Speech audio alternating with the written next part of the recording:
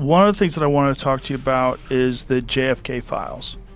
And one of the things that you said was that if they showed you what they showed me, this was your quote, you wouldn't want people to know it either. So I opened them up partially. I was met from good people. I mean, good people. People that were well-meaning. Mike Pompeo was one of them. He's a good person. They called me. They said, "Sir, would rather have you not." And I did open them, but I was asked by some people not to open them. There's a Martin Luther King file too, by the way, that they'd like to see. I don't know if you know, but there is that. But JFK in particular. So they called me. A lot of good people called me. People that that you would find reasonable people. And they asked me not to do it, so I said, well, we'll close it for another time. But if I win, I'm going to open them up. I'm just going to open enough. Why didn't you open it up the first time, though? Because a lot of times... What was the hesitation, though? Addresses, people that are still living.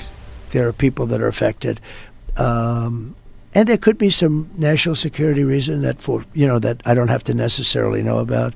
But some very good, talented people asked me not to do it.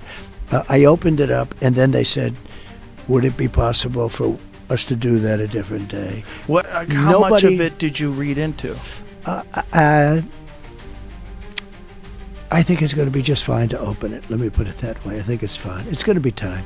It's a cleansing. It's really a cleansing.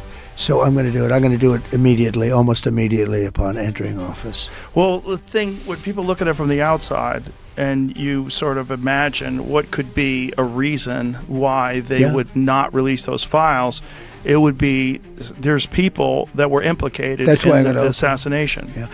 Well, when there are living people, you generally tend not to want to do it. When people are still living. Living people that formerly work for the government. For the government, and living people that were somehow involved in it, and you tend not to do that. But it's time to open them. I can't tell you whether or not they're going to find anything of interest. And I did partially open. I think I've opened 50%, but I was asked not to do it, and I thought that was a reasonable ask. But now I'm going to do it. I'm going to do it very soon.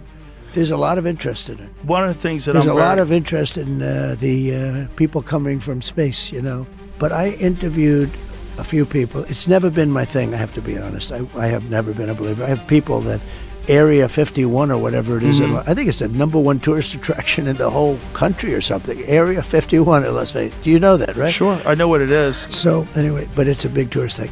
So I interviewed jet pilots that say they saw something. If you saw them, you'd love to have them. Really? Yeah. What'd they tell you? How much can you...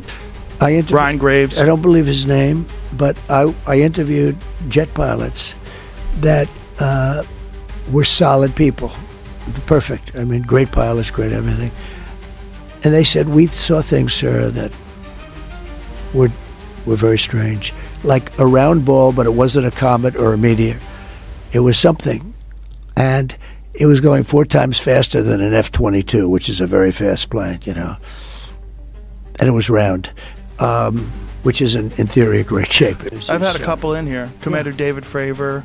Yeah. I had him in, who had that sighting in 2004. Very, very compelling with video evidence, radar evidence.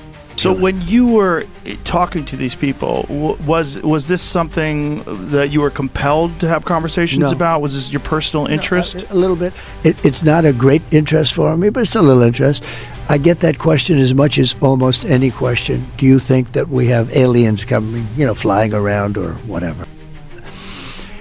There's no reason not to. I mean, there's no reason not to think that Mars and all these planets don't have life, because... Well, Mars, we've had probes there. Well, maybe it's life that we don't know. And rovers, I don't think there's any life. Maybe there was life there at one point in time. This is the speculation about Mars, that Mars had an atmosphere at one point in time, a long time ago, that could support life. It also had large bodies of water, but we've had no evidence of even bacterial life that exists on Mars. But it's not been a big thing for me. I mean, when I looked at what China did to this, they would have never done it with me, where they put the balloon up, and a lot of people thought, for a little while that was one of these things. But I did interview, let's say 3 or 4 guys and without tremendous interest, if you had them, as I said, you'd love to have them as your children. Solid, beautiful people. They said, "Sir, there's something there." You know, there's something there. Said it, yeah. So, well, that's a lot of the speculation too. That some of these drones that hover over battleships, that these are Chinese drones, and that they're not UFOs. They could be also. There's some super sophisticated. When you fly in some of these jets, these pilots have to be in great shape. Oh yeah, I flew with the Blue Angels one. Yeah, I've talked to quite a few of them. They're not conspiracy guys. Well, I mean, just the Commander David Fravor thing in 2004 off the coast of San Diego, they clocked that thing going from 50,000 feet above sea level to 50 in a second. Yeah. They don't know what it is. That's tough to beat. Yeah, they saw something in the water. It was hovering over that something that was making a disturbance in the water. They got video evidence of this thing. 2 different fighter jets with pilots in them saw it. There's, visual evidence, photographic evidence, video evidence, radar evidence.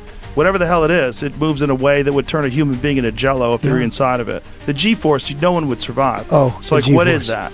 And it doesn't have a heat signature. They don't know what their propulsion system was.